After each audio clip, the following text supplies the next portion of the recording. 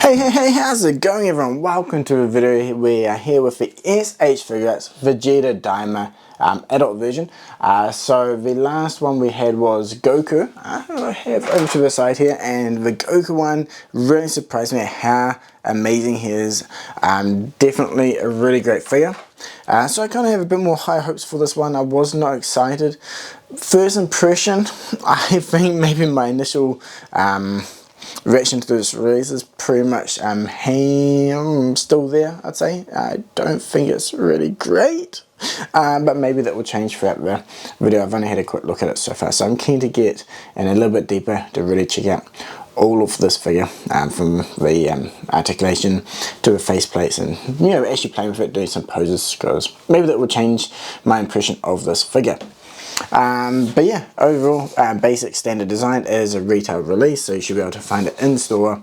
If you're outside of Japan, probably about another month or 2 months time, he should be hitting shelves, so keep an eye out if you haven't already pre-ordered.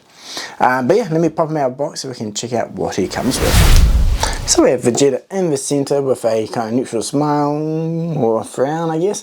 Then we've got 3 additional faceplates, mouth open screaming, looking over to the right, kind of teeth gritting, and then a cocky smile I guess it is. But we'll get a closer look at those a little bit later. We also get a subtle windswept here, folded arms, and then we'll have 4 additional pairs of hands, fingers spread, martial arts grip, flat hand one, and then the gripping hand as well. So I think pretty much your stock standard Vegeta lineup. I feel like they just have a cookie cutter recipe for any Vegeta figure, which is always essentially what we have here. So yeah, let's just pop them out, chuck them on the turntable, put them in pose so we can have a look at the overall finish on this release. So we have them on the turntable in a basic pose that Vegeta is quite known for. Yeah, overall so far the finish is looking, I don't know, it's just your standard stock budget release. No real weaving on there. The colour separation from the toes to the boots is nice, off-white colour, which matches up with his gloves and his armour.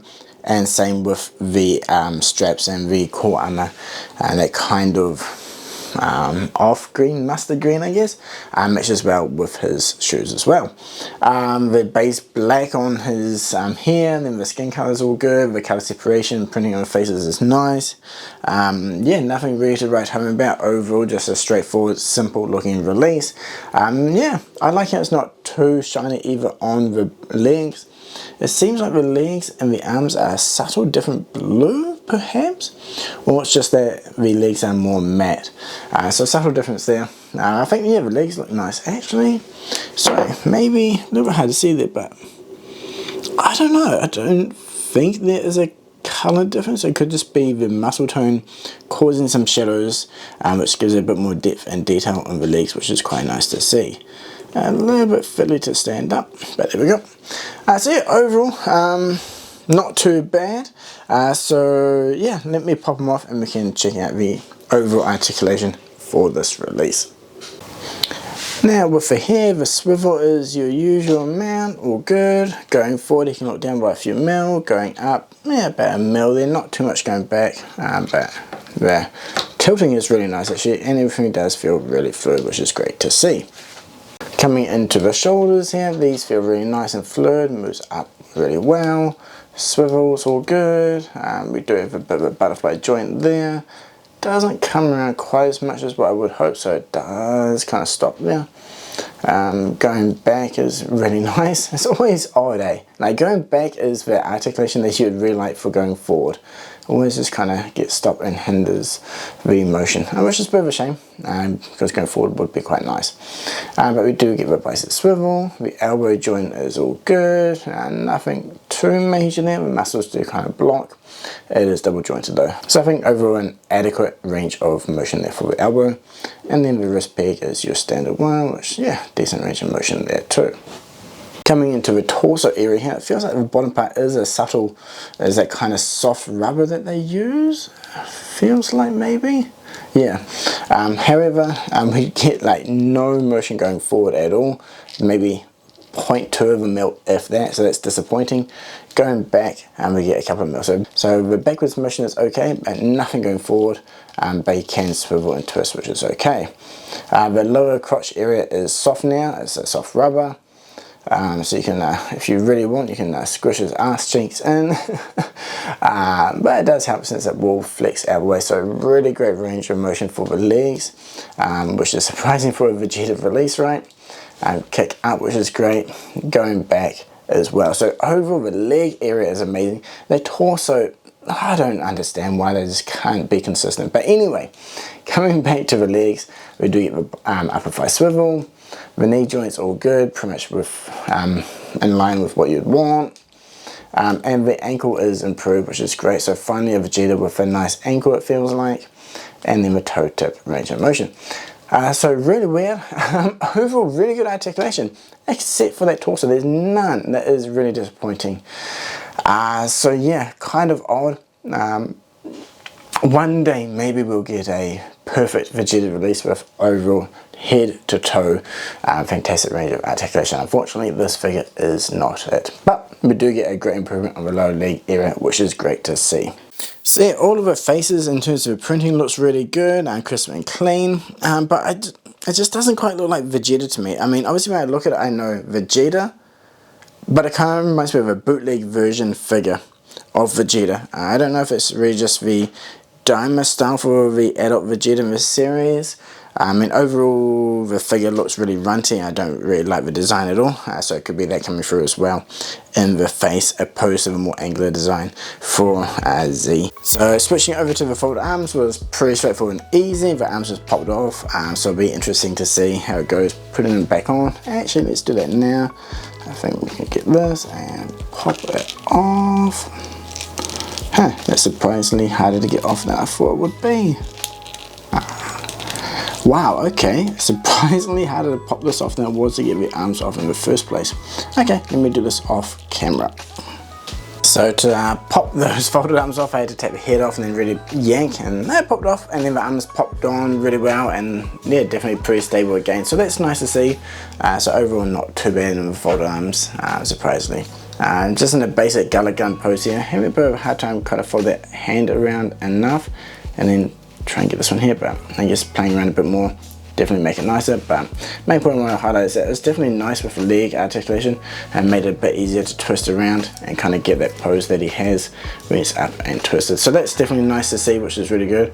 And I think yeah, the soft flexy butt area does make it a bit easier since it can twist and bend and compress on itself to give him a bit more of a twisted look, which is nice to see. So that's definitely one bonus with the lower articulation on this figure. So I have the windsuit on him now. I mean, actually the previous one had it as well, but he's just kind of showcasing it a bit more, and with that flat hand.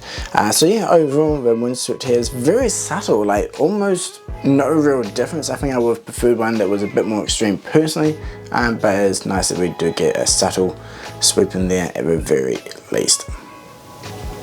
Okay, jumping into the pros and cons, I do have a lineup here with obviously Super Saiyan Vegeta, the 15th anniversary Super Vegeta, Scouter one, the not the first one, but the not the 35,000 one, but the one before that, the Saiyan Saga one, and then obviously the new Daima Goku. So yeah, overall, I guess the pros is nice to see updated articulation for the leg range. I don't mind the soft material on the torso, but it definitely has a lot less definition compared to the other Vegeta figures, which I think is nicer. It's just that I wish we'd get a bit more articulation there. It feels like it's a bit flat and there's just like nothing there, right? Windsuit here is nice, but not really extreme. The one with Goku was a lot better. Folded arms, I gotta admit, I hate folded arms, but on this figure, it does actually work. So that is a huge pro. Now overall for the cons, it's probably more so due to the character design, because he just looks runty and kind of like a pathetic Vegeta. I just don't like it. I already mentioned like there's no real definition in his waist, or not waist, his crotch area. It's just flat, it just looks like nothing.